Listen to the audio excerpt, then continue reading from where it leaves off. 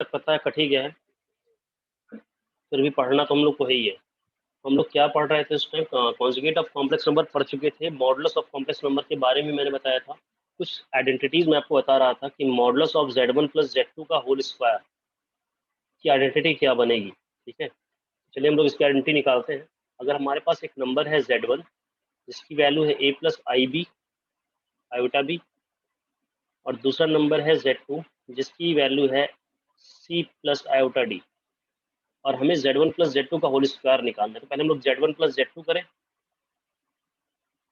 ठीक है, Z1 plus Z2 करेंगे और तो क्या आ जाएगा हमारे पास a प्लस सी और आयोटा b प्लस डी। क्यों, क्लियर है यहाँ तक की बात? सबको समझ में आ रही है? हम लोग अगर modulus of Z1 plus Z2 निकालें तो क्या होता है? मॉडुलस का फॉर्मूला सबको पता है क्या होता है ना? कौन बताएगा हमें मॉड ऑफ जेड का फॉर्मूला क्या होता है? Under root a square plus b square, under root real yes part of sir Z का whole square plus imaginary part of Z का होल स्क्वायर। तो रियल पार्ट ऑफ जेड का whole square मतलब a plus c का whole square, और imaginary part of Z का whole square means b plus d का whole square. Clear है बात यहाँ तक सबको? इसको हम लोग इस तरह से भी लिख सकते हैं, हाँ, a square plus c square plus 2ac, और यहाँ पर हो जाएगा b square plus d square और प्लस 2bd। ऐसा लिख सकते हैं कि नहीं? यस सर अच्छा, अब हम लोग अगर यहाँ पे Z1 प्लस Z2 के मॉडुलस का स्क्वायर कर दें आगे, ये मॉडुलस का स्क्वायर, तो इधर से रूट हट जाएगा, हट जाएगा कि नहीं? यस सर अब रूट हट जाएगा तो क्या बनेगा? Yes a sir square plus c square plus c square plus 2ac plus b square plus d square plus 2bd। ऐसा हो जाएगा। क्या इस a square plus b square को हम लोग ये लिख सकते हैं कि ये Z1 मॉड Z1 का स्क्वायर है? लिख सकते हैं या नहीं? बोलिए। इसी तरह से सी स्क्वायर प्लस डी स्क्वायर को मैं क्या मॉड Z2 का स्क्वायर लिख सकता हूँ, क्योंकि Z2 के मॉड का फॉर्मूला क्या होगा? Real part of, yes sir लिख सकते हैं ना? तो सी स्क्वायर प्लस डी स्क्वायर में Z2 हो गया। अब 2ac बचा और 2bd बचा, है ना? तो 2ac और 2bd में अगर हम लोग 2 कॉमन ले लें, प्लस में 2 कॉमन ले लें, तो हमारे पास ब्रैकेट में क्या बचेगा? ac इंटू बी डी, या ac bd कह सकते हो, है ना? बोलो भाई। यस सर अच्छा, सर और हम, हाँ बताओ। सर AC प्लस BD होगा ना हाँ, हाँ वही ac प्लस bd होगा। ठीक है, एक चीज और देखो यहाँ पर, अगर हम लोग ac प्लस bd लिख रहे हैं तो ऐसा हो सकता है क्या कि यहाँ पे Z2 का कॉन्जुगेट क्या होगा? c माइनस आई डी होगा। यस सर अच्छा, c माइनस आई डी को अगर मैं Z1 से मल्टीप्लाई कर दूँ, Z1 इंटू Z2 का कॉन्जुगेट, इन दोनों को मल्टीप्लाई करूँ तो क्या मिलेगा? a प्लस आयोटा बी और into c minus iota D, multiply होगा इन दोनों का। रिजल्ट में क्या मिल यस जाएगा? सर a से c का मल्टीप्लाई किया आया ac, a से आयोटा डी का मल्टीप्लाई किया आ गया माइनस ए डी आयोटा, और प्लस आयोटा बी से सी का मल्टीप्लाई किया तो बी सी आयोटा, और आयोटा बी से आयोटा डी मल्टीप्लाई किया तो माइनस में आयोटा स्क्वायर बी डी। आगे और थोड़ा सिंप्लीफाई करो तो मिल जाएगा ए सी, आयोटा स्क्वायर की वैल्यू होती है -1, तो -1 और ये -1 के +1 हो जाएंगे, यहाँ मिल जाएगा प्लस बी डी, है कि नहीं? और यहाँ से अगर हमने माइनस कॉमन ले लिया तो हमें क्या मिल जाएगा? आयोटा बाहर, और ये क्या मिलेगा हमको? क्या देगा?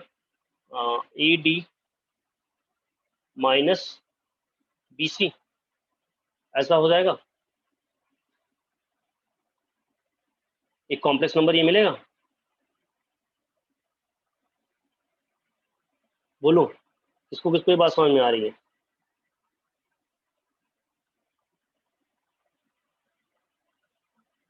बोलो भाई, किसको किसको ये बात समझ में आ रही है? मैंने क्या किया है, Z1 को उसके Z2 की कॉन्जुगेट से मल्टीप्लाई किया।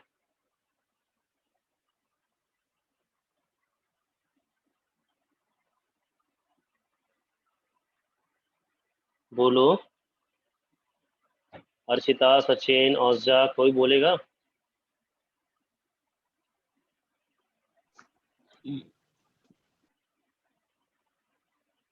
अरे क्या हो गया, कहाँ साइलेंट हो गए सब?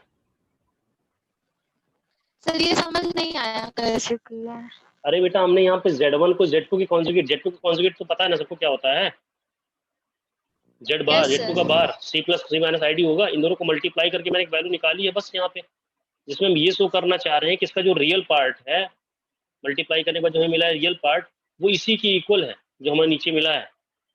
मतलब हम यहाँ पे कह सकते थे कि ये Z1 modulus of Z1 square plus modulus of Z2 square और plus two times real part of Z1 into Z2 का कॉन्जुगेट। क्या ये चीज बन के नहीं आ रही है नीचे? क्योंकि yes Z1 into sir. Yes Z1 into sir. Yes sir. Z1 into Z2 के कॉन्जुगेट का real part AC plus BD है ना? तो क्या इस AC प्लस BD को हम two real part of Z1 into Z2 conjugate लिख सकते हैं कि नहीं लिख सकते? यस सर, लिख सकते हैं। तो फाइनली हमें जो फॉर्मूला मिल के आया है वो क्या आया मिल करके? वो फॉर्मूला आया Z1 square mod of Z1 square plus mod of Z2 square plus two times real part of Z1 into Z2 का कॉन्जुगेट। तो ये हमारे पास फॉर्मूला किसका हुआ? Z1 प्लस Z2 के मॉडुलस के स्क्वायर का। ये फॉर्मूला इंपॉर्टेंट है, आप नोट कर सकते हो चाहो तो। किसी को कोई दिक्कत इस फॉर्मूले से? No sir. No sir. सबको समझ में आया? श्वेता, समझ में आ रहा है? इसी तरह से हम लोग Z1 माइनस Z2 के फॉर्मूले को भी डिराइव कर सकते हैं। और इस बार मैं डेरिवेशन आपको नहीं दिखा रहा हूँ, बस आपको समझ याद करने के लिए लिखना है। Z1 माइनस Z2 के होल स्क्वायर का फॉर्मूला क्या बन जाएगा? Mod of Z1 square plus mod of Z2 square minus two times real part of Z1 into Z2 का कॉन्जुगेट। ये फॉर्मूला भी आपको मेमोराइज कर लेना है। समझ गए? Yes sir. इन दोनों फॉर्मूले को आपको हमेशा दिमाग में रखना है, ठीक है? आगे हम लोग बात करेंगे reciprocal of a complex number की। Reciprocal of a complex number. आइए देखते हैं क्या है reciprocal of a complex number. अगर हमारे पास कोई नंबर z है जो कि a प्लस आयोटा b के फॉर्म में है, तो हमें 1/z निकालना है, क्योंकि z का रेसिप्रोकल तो 1/z होता है। तो 1/z हम लोग निकाल के देखते हैं क्या आता है। ये हो जाएगा 1/a प्लस आयोटा b। आपने सीखा हुआ है कि हम इसको जब भी आयोटा का कोई भी टर्म डिनोमिनेटर में आएगा तो उसमें हम कोई कैलकुलेशन नहीं कर सकते। तो सबसे पहले हमें क्या करना होगा, जब भी हमें कैलकुलेशन करनी होगी, अगर कोई भी टर्म आपको आयोटा का दिख रहा है डिनोमिनेटर में, सबसे पहले आप उसको रैशनलाइज करके डिनोमिनेटर से हटाओगे, और रैशनलाइज करने के लिए आप कॉन्जुगेट से मल्टीप्लाई करोगे न्यूमरेटर और डिनोमिनेटर दोनों में। इसकी वैल्यू कितनी आ जाएगी? ऊपर आएगा a माइनस आयोटा b, नीचे फॉर्मूला लग जाएगा आपका a square minus b square का। तो a स्क्वायर माइनस में आयोटा b का होल स्क्वायर, ये आपको क्या देगा? a minus iota b upon a square minus, देखो माइनस में क्या आएगा? Iota square b square. Iota square की वैल्यू होती है -1, तो यहाँ जाएगा प्लस, तो a square plus b square. कोई दिक्कत इसमें? No sir.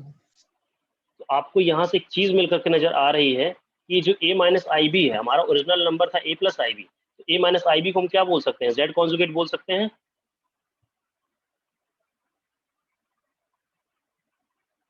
बोलिए, बोल सकते यस हैं सर। ना? और a square plus b square क्या है? This is real part of square plus imaginary part of square. मतलब ये हमारे पास मॉड ऑफ z का स्क्वायर है। क्लियर हो रही बात? यस। तो यहाँ से हमें एक रिलेशन मिल जाता है 1/z, means 1/z is equal to conjugate of z upon modulus of z का होल स्क्वायर, या फिर इसको आप ऐसे भी लिख सकते हो कि मॉडुलस ऑफ z का whole square is equal to z into z conjugate.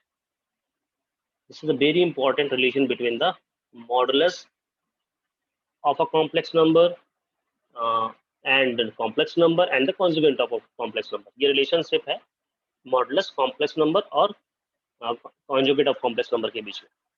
Clear हो रही बात सबको? Yes sir. Yes sir. किसी को कोई समस्या किसी प्रकार की?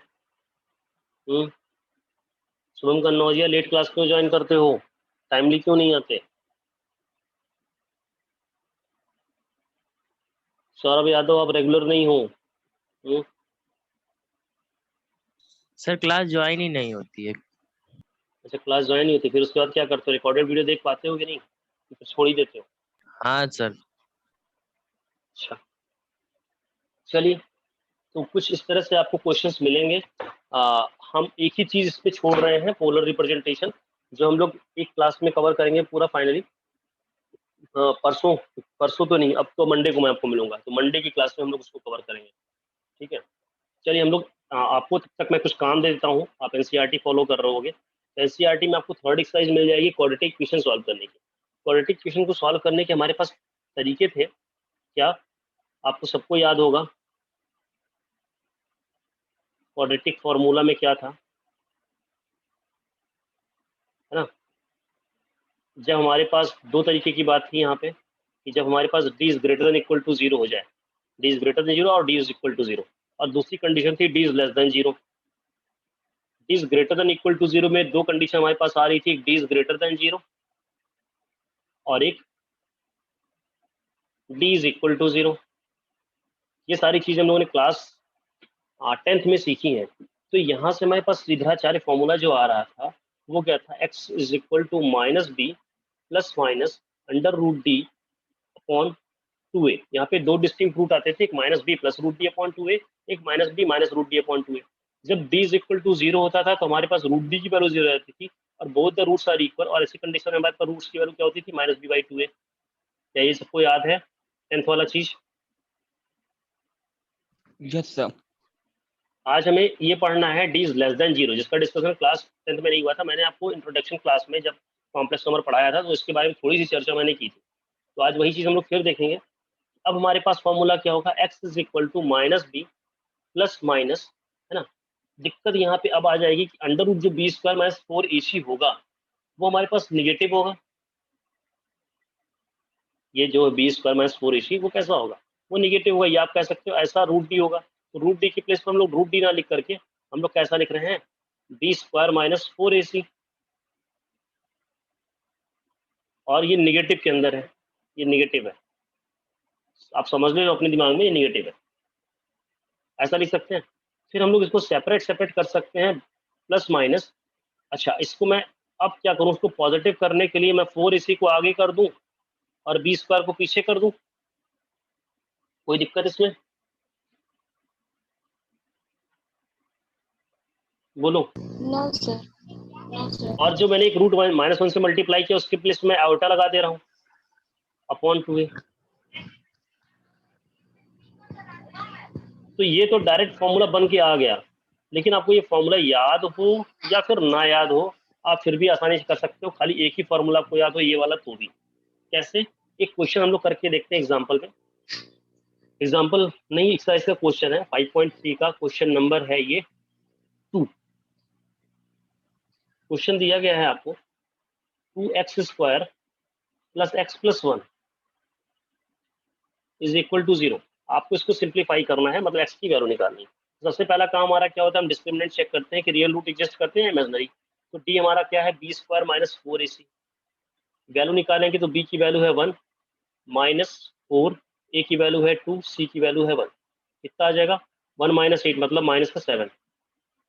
ठीक है, d लेस देन 0 है तो रूट कैसे है, इमेजनरी। तो सीधा फॉर्मूला लगाओ, x is equal to minus b plus minus root d upon 2a। ये वाला फॉर्मूला तुमको याद है बचपन से ही, सबको याद होगा। तो b की वैल्यू कितनी है -1 प्लस माइनस रूट डी मतलब रूट का अंदर -7 अपॉन 2a मतलब 2 2 4, यहाँ हो जाएगा -1, यहाँ प्लस माइनस लगेगा -1 प्लस माइनस, इसको आप क्या लिख सकते हो 7 आयोटा अपॉन 4 Yes, sir. लिख सकते हो ना सब लोग Yes, 7 sir. Iota plus 4। और इसमें हमारे पास दो रूट आ जाएंगे, एक तो -1 प्लस 7 आयोटा अपॉन 4 और एक -1 माइनस 7 आयोटा अपॉन 4। लेकिन हमारे आंसर देने का तरीका ये नहीं होगा, हमारे आंसर देने का तरीका क्या होगा, -1 अपॉन 4 प्लस 7/4 आयोटा। और इस वाले में क्या लिखेंगे हम लोग, -1 अपॉन 4 माइनस 7/4 आयोटा, क्योंकि हमें कैसा लिखना है, a प्लस आई बी के फॉर्म में आंसर देना है।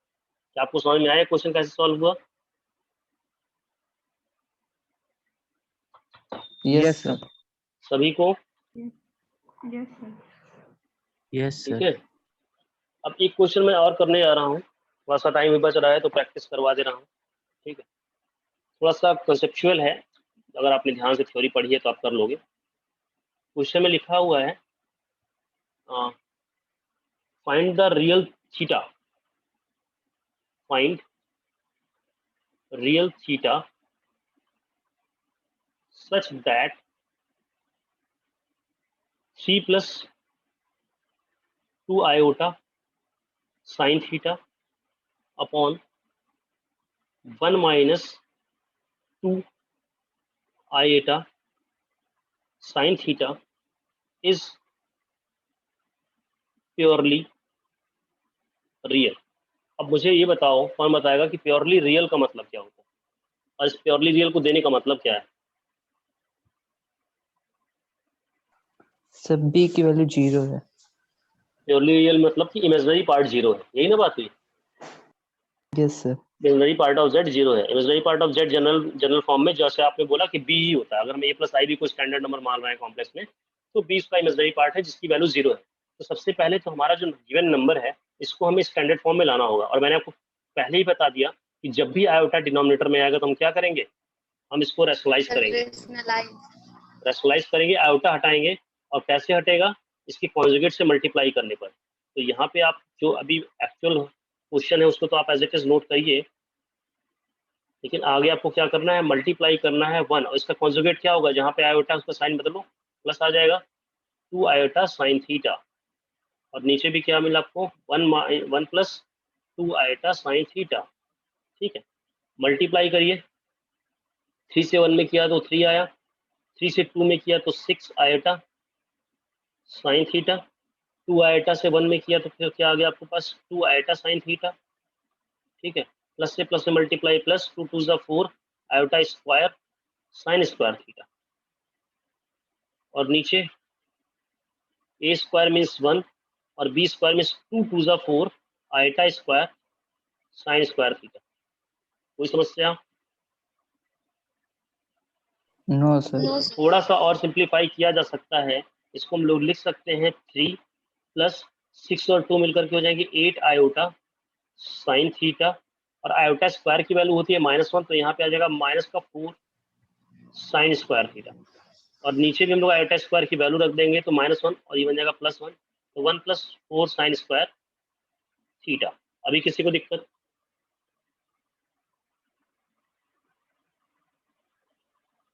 बोलो भाई। No, sir. अब हम इसके इमेजनरी, ये देखो इमेजनरी नंबर इसमें लगा हुआ है, बाकी 3 + 3 माइनस साइन स्क्वायर थीटा ये हमारा इमेजनरी नंबर नहीं है, तो हम लोग इसको, जस्ट अ मिनट,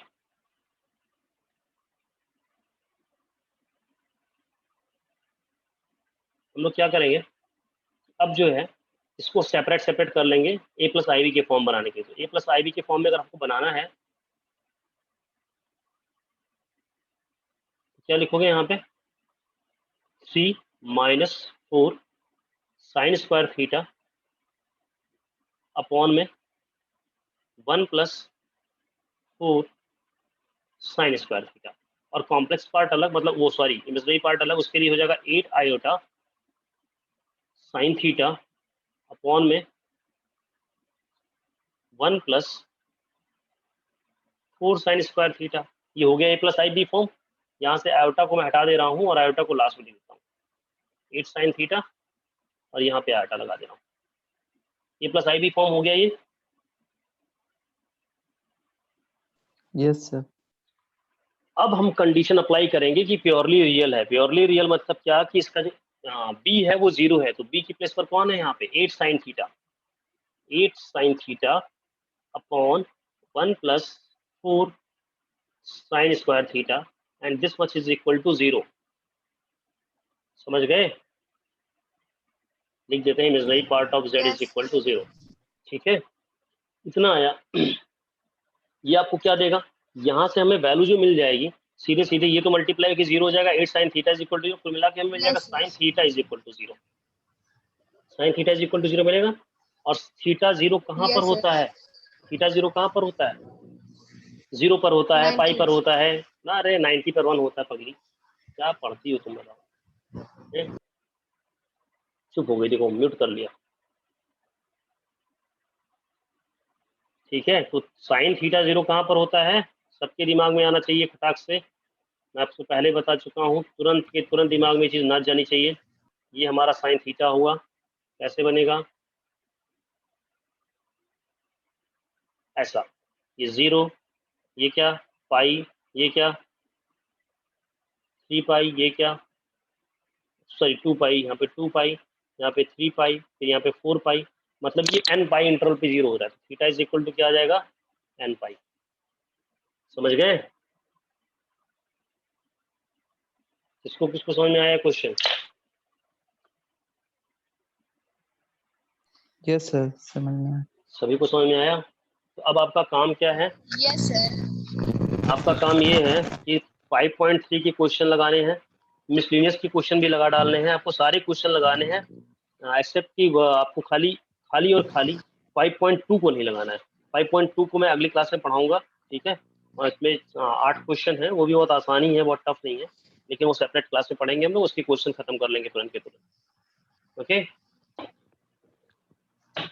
अब आपको सर। किसी को कोई कंफ्यूजन हो तो पूछ सकता है हमसे।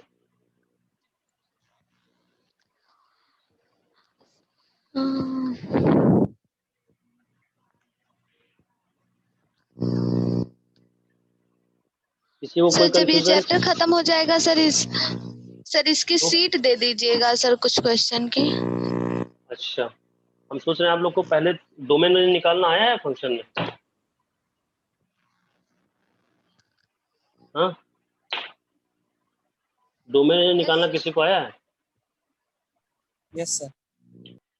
कितने लोगों ने निकाला?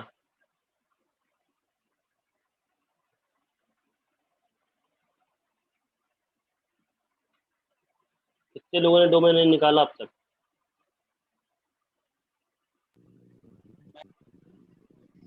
कौन सा चैप्टर का? अभी domain range second chapter function, function relation and function में डोमेन रेंज पढ़े थे हम लोग। कितने क्वेश्चन की प्रैक्टिस की है आप लोग? Yes sir. कितने क्वेश्चन की यस सर, प्रैक्टिस वो की? हो गया। सर बहुत ज्यादा नहीं, सर बहुत बहुत ज्यादा ज्यादा किया। नहीं। अच्छा, बहुत ज्यादा नहीं किया, बहुत ज्यादा नहीं किया। जस्ट अ मिनट, सैटरडे है कल। Yes sir. Just a minute, just a minute, just a minute, थोड़ा सा टाइम हमारे पास है।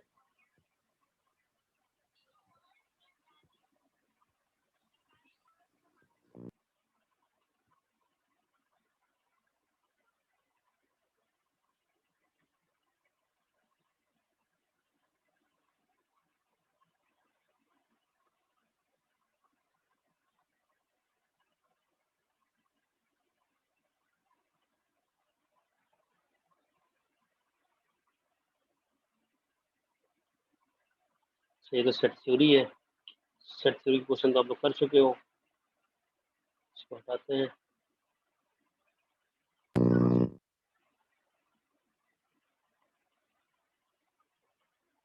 इसमें होगा हमारे पास, चलो हम तुम लोग को ढूंढ के देते हैं, ठीक है। एक सीट देते हैं डोमेन रेंज निकालने के लिए, यस सर। तो आपको कुछ मिल जाएगा।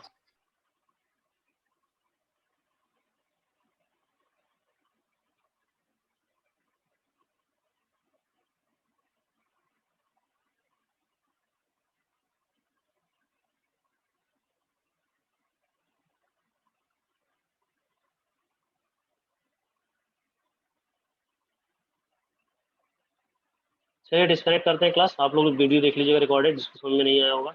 अगर कोई कंफ्यूजन होता है तो पूछिएगा हमसे, ठीक है। Thank you sir. Thank you. Thank you sir.